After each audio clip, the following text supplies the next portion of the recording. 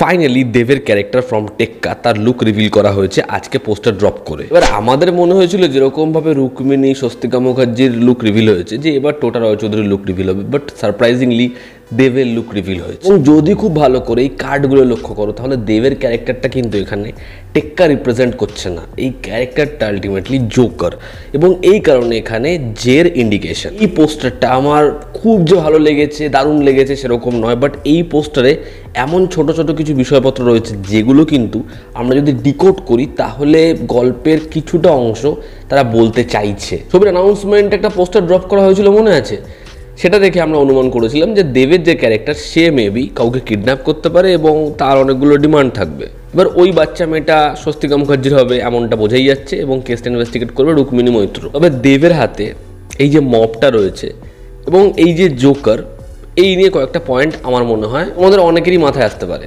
প্রথম পয়েন্ট, দেবের ক্যারেক্টারটা এই যে হাতে মপ নিয়ে রয়েছে আসলে এ সমাজের জঞ্জাল পরিষ্কার করছে।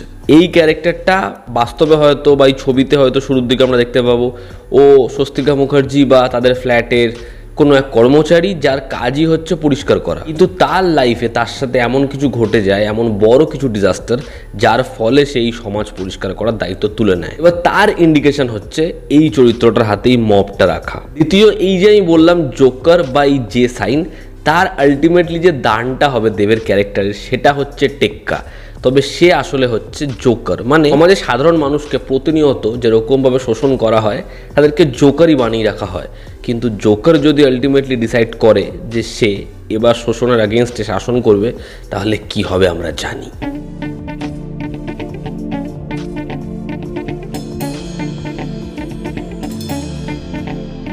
তো এই পোস্টারটা একটা ডিসেন্ট পোস্টার, তবে এর মধ্যে এমন কিছু ছোট ছোট হিন্ট রয়েছে যেগুলো আদতে বেশ ইম্পর্টেন্ট এবং সেগুলো অনেক কিছু বলতে চাইছে। যেহেতু দেবের এই লুকটা আমরা আগেও দেখে ফেলেছি যখন তারা ছবির প্রত্যেকটা ক্যারেক্টারের লুক রিভিল করেছে, ফলে সেটাও যে খুব সারপ্রাইজিং এমনও আমাদের মনে হয় না। এবার প্রশ্ন, টেক্কার এখনও টিজার বা ট্রেলার এলো না কেন? সেখানে তারা একটা করে পোস্টার ড্রপ করছে এবং পোস্টারগুলো ভীষণ ইম্প্যাক্ট ফেলতে পারছে না বা আমাদের ব্যাপক ছিটকে যাওয়ার মতো লাগছে এমনও নয়। আমার ইন্টারভিউতে পদাতিকের সময় সৃজিত মুখার্জি বলেছিলেন যে সে একটা ছোট উইন্ডোই চায় প্রমোশনের জন্য, টাইম স্প্যানটা হবে সেটা প্রচুর না হোক, এমনটাই তার মনে হয় যে অল্প সময়ে ছবিটার বড় প্রমোশন হোক, রিলিজের বেশ কিছুদিন আগেই ছবির ট্রেলার টিজার আসবে এমনটাই সেটা দেখে বোঝা যাচ্ছে। যতটা হাইপ হওয়ার কথা ছিল এই পোস্টারগুলো আসার পরে টেক্কার, সেই হাইপ কিন্তু এখনও তৈরি হয়নি। আই হোপ ছবির টিজার ট্রেলার আসলে এই পুরো খেলাটা প্রমোশন স্ট্র্যাটেজিটা ঘুরে যাবে। এটা সৃজিত মুখার্জির ছবি, দুর্গাপুজো, তার মধ্যে দেবের প্রোডাকশন হাউস, প্রমোশন ডেফিনেটলি বড় হবে।